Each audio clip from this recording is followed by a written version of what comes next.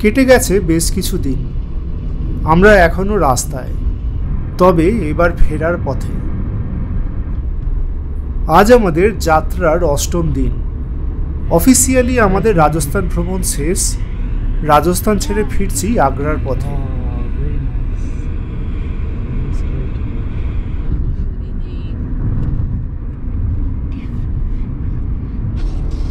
একটা মন খারাপের সুর বাজতে শুরু করেছিল। দুদিনের স্বল্প চেনা পথঘাট, ল্যান্ডস্কেপ সব যেন পিছনে ফেলে চলে আসা। যদিও আমাদের সামনে আরও কিছুদিন বাকি, আরও কিছু দেখার বাকি, তা সেসব ভেবেই মনকে সান্ত্বনা দিয়ে যাচ্ছিলাম। যোধপুর থেকে আগ্রা মেরে কেটে ৬-৭ ঘন্টার পথ, রাত্রি বাস আগ্রায় এবং পরবর্তী দিন আগ্রা ভ্রমণ। বিকাল নাগাদ আগ্রা পৌঁছতেই এখানকার জ্যামজটে ঠাসা শহর আমাদের আগমন করল। মানুষ যেন একসাথে সবাই বেরিয়ে পড়েছে রাস্তায়।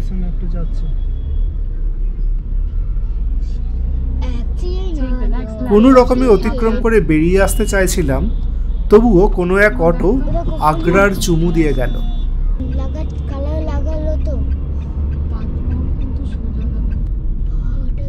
যাই হোক, গুগল বাবার পদচিহ্ন অনুসরণ করে ব্যস্ত সমস্ত গলিগালার মধ্যে দিয়ে নেভিগেট করে এগিয়ে যাচ্ছিলাম।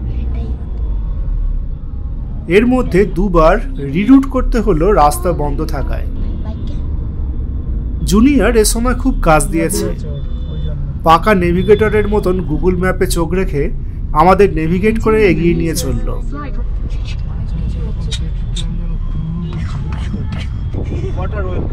এবং এক সময় আমরা পৌঁছেও গেলাম আমাদের গন্তব্যে।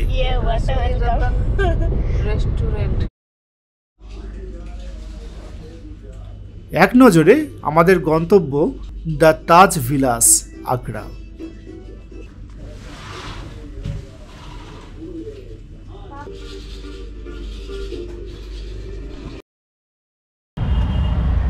সকালের জলখাবার সেরে ৯টা নাগাদ বেরিয়ে পড়লাম তাজমহল দর্শনে। এতদিনের প্রতীক্ষার পর প্রথমবারের জন্য তাজমহল দর্শনে যাচ্ছি, তাই এক্সাইটমেন্ট ছিল। পৌঁছে একজন রেজিস্টার্ড গাইডকে পছন্দ হয়ে গেল। ফার্স্ট গেট থেকে একটা গল্ফ কার আমাদের নিয়ে চলল সেকেন্ড গেটের দিকে। আমরা এখন তাজমহল চত্বরের মধ্যে প্রবেশ করে গেছি। এখানে সব কিছুই বেশ গুছানো। কিছুক্ষণ পর সেকেন্ড গেট ছেড়ে প্রবেশ করলাম মূল চত্বরের মধ্যে।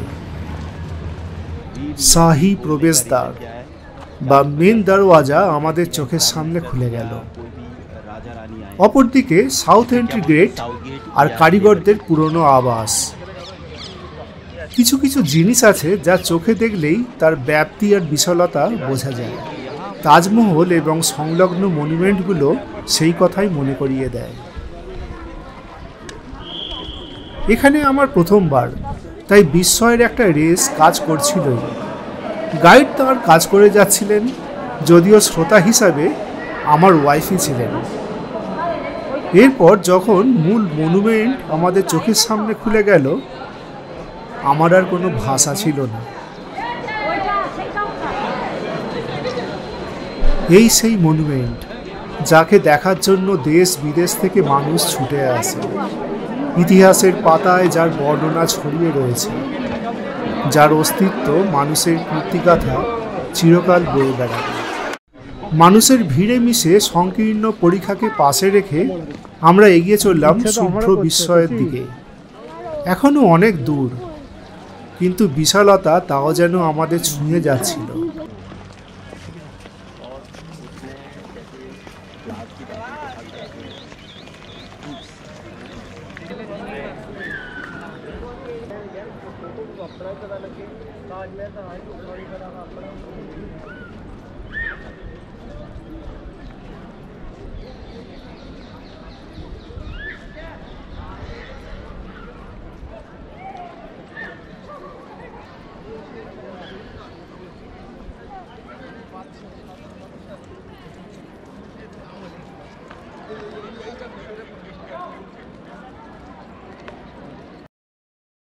এখানে জুতোর ওপর কাপড়ের মোজা পরে ঢুকতে হয়। ফিনফিনে এই মোজা চত্বরের মধ্যেই বিক্রি হচ্ছে 10 টাকা দরে।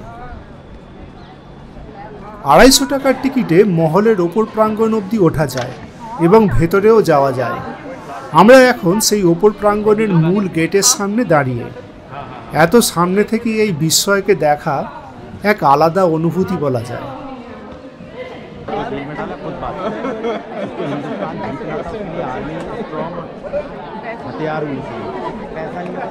কিছুক্ষণ পরে আমরা পৌঁছে গেলাম মহলের পিছন দিকে, যার পাশ দিয়ে যমুনা নদী বয়ে যায়। ভাবতে অবাক লাগে এই কিছুদিন আগেই এই নদী সবকিছু ভাসিয়ে নিয়ে গেছিল। এখন শান্ত। এই সময় আগ্রায় খুবই গরম। মাথার ওপর তপ্ত সূর্য চাঁদি ফাটাচ্ছিল।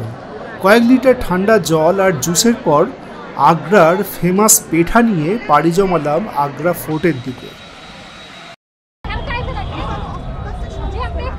এখানে শুধুই ইতিহাসের পথে হাঁটা, ফোর্টের অলিগলি পেরিয়ে। ফোর্টের ইতিহাস নিয়ে যদিও মাথা খারাপ করার ইচ্ছা ছিল না, তাই কোনো গাইড নিইনি।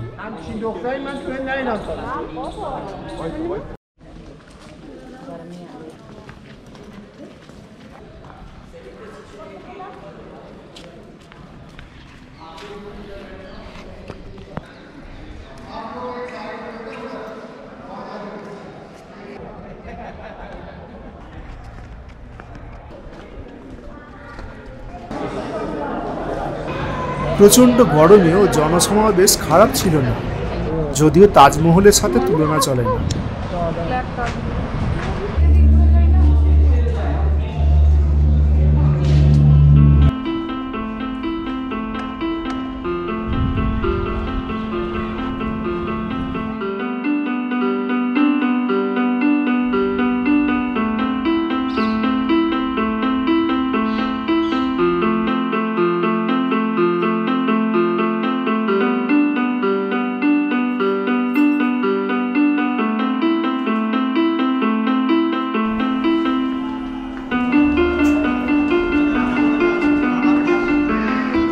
আর এইভাবেই আমরা ধীরে ধীরে ঘুরে নিলাম আগ্রা ফোর্ট আর সম্পন্ন করলাম আগ্রা ভ্রমণ।